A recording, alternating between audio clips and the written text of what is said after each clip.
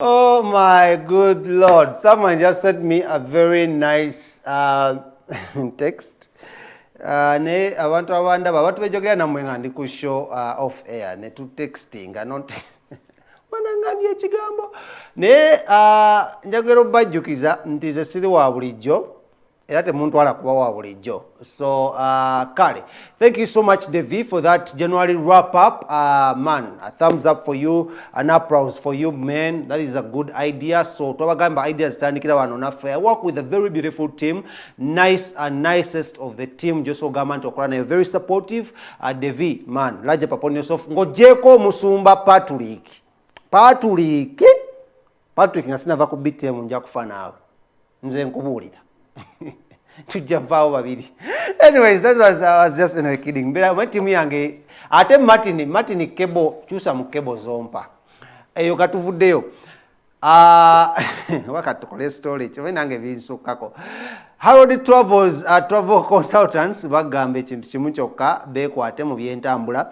King Montage Studios bagambe ekintu kimu kyokka beekwate mu byebifaananyi mu mulembe guno ebokabo osobola okwesiga wa studio gyosobola okwesiga ejja okukuba ebifaananyi ate ebyomulembe ate Trisha's Laundry ne bagamba bajja kuyambako okwoleza engoye ezo zibeere nga ate za mulembe nnyo nga ziwunya bulungi nnyo so beekwate era naye Trisha's Laundry osobola omukubirako ngenda kuba nkuwa ennamba zaawo maaso then bannange aba Alex and Brothers Furniture basangibwawo Mengo nabo beerate ngo beekwata ku buli furniture yenenena owa buli kika kyonna bajja kuba bakola ki bajja kuba bamukutuusako kale awo nga tuvuddewo speed ya waggulu nnyo katwogere ndowooza ku tugende mu social media oba tugende mu kale birthday mwana muwala oyo gwolaba the beautiful lovely curvaceous mwana muwala bamwita Helen oyo gwolaba munnange mazaalibwa ge era nga obubaka bwavudde eri munnaffe amanyiddwa nga Marvin agamba muno Helen, the first day he saw you he went katamunas. He had as if he had contacted COVID-19 but you were the only vaccine. So Marvin feels like if you're not around, the whole place goes berserk, as if it is a war in Israel, and the only person that can calm that war in his heart is you, Ellen. So long live, blow more candles, stay safe, don't eat and drive, don't drink and sleep, Ellen. Amazaalibwa amalungi ebigambo ebyo obubaka obunona buvudde wa mwana mulenzi amanyiddwa nga Marvin agamba yo his morning star, yo his sunshine in the shining armor. Marvin obugambo nga wataddeko bungi nnyo kale awo nga tuvudde ndowooza tugendeko ndowooza nga tuvudde mu birthday wishes katugendeko ndowooza mu social media trend but nina breaking story gyengenda okubanga naye kale akafaananyi akala producer nga tokataddeeyo akafaananyi akalala nga tokataddeeyo tugende kale katugende mu social media trend then tumalate tukomewo tugende n'ebirala bingi nnyo maaso tovaawo kale sheno njagala nnyo era njagala okubuuzaako ku producer wange Bry P ogamba otya man from Mbokolo. Bry P, how are you doing? Kyakabi nnyo kale tugendagendako ndowooza mu social media trend nga tubatuusizaako awo akalango kaffe naye nga amawulire agaliwo entalo zikyagenda maaso ku social media mwana mulenzi ku TikTok awo wadde olutalo lwa mwana mulenzi amanyiddwa nga Rama ne Sozo balina entalo ezigenda mu maaso awo Rama ne Sozo. Sozo mumanyi ng'omusajja omulokole, Rama mumanyi nga kazanyiikirizi ali awo agezaako kwegulira linnya. So Rama yagenze ewa Sozo n'abbayo ebintu bya Sozo ku dduuka lye gy'atunda ebintu. So tuli awo ku social media abali ku TikTok nzambadde mu lugoberera bulungi nnyo. Then ku social media producer afuna ku kifaananyi kya Record Ella Butida waliwo ka video akatandise circulatinga breaking story. Record Ella Butida mumujjukira bulungi nnyo owabaka abasajja bakola ki bakabasajja banyuma hitmaker. Yes, yatulaping industry n'amaana ayitaawo.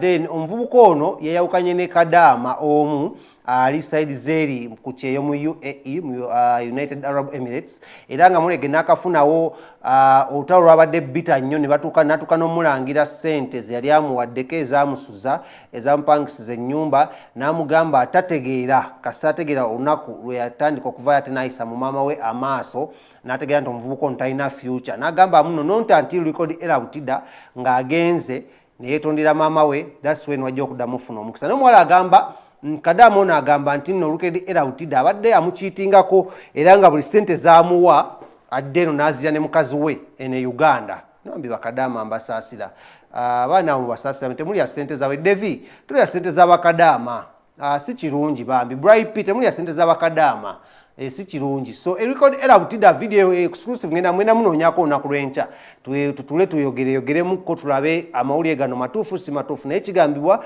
nti kadama yamugambye newe enkomanga we Uganda tononyanga tonesemberezanga ne family yange todda mujikubira masimu so record era butida atamumanyi yoyo muvubuka yakuyimbira obuyimbanga bakabasajja banyuma bungi buli awo ayimbanga kayimba kadongo kamu naye wosanga Khalifa ne record era butida omusanga olwaki kwa bunaona bakoleza nnyo tanulu basajja bakolezi ba tanulu bakumamu nnyo mu tanulu omuliro ne gwaka then nefulumya omukanga mungi so record era butida muchawe wajjo era kati wali gakaba gakomba so nabagambye story ya mwana mulenzi Kenzo yesterday je na breaking ze wano nti yavuddeyo na nsisinkano omukulembeze w'eggwanga era kigambibwa mbu bamusuubiza billions 18 producer 18 yes nti omukulembeze w'eggwanga yamusuubiza billion 18 zagenda okubanga bazimuwa at his disposal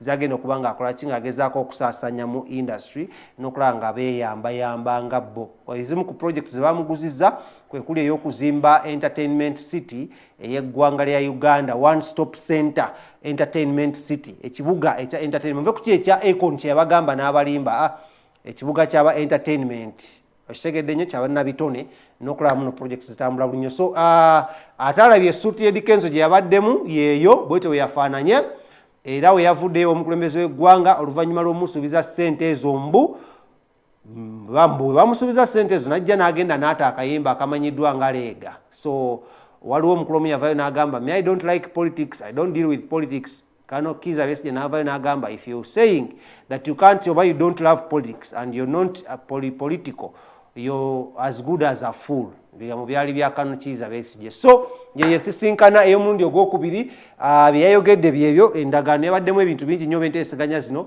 era Kenzo n'asuubiza omukulembeze w'eggwanga nti agenda mutwalira leadership ya federation egende nsisinkana ki omukulembeze w'eggwanga ne kiwebuuze Rema ali mu association ali mu federation producer Rema agwawa taina jagwa agwa Hamuza tulaba mama afunye n'ennyashi Rema I love you Rema alaba ku Rema mungambire mwagala kubanga bwe weesonyiwa ebintu ebimu ofuna obeera stress free n'ofuna lwaki sibasiibula ndabika njogedde nnyo kale katukwatagane olunaku lw'enkya Manya yenze King Smith nkoze ne Devi as usual Martin wali ku sound Patrick ku ate ku VXL nga mwimanyi ya mixing ekifaananyi kyo kiraba producer nga bamuyita Bright ate management nayo gyeri kale tujja kwatukwata olunaku olw'enkya 12 bankumire King Montage Studios enankulabye ku bitaala then ne banafa ba Harold Travel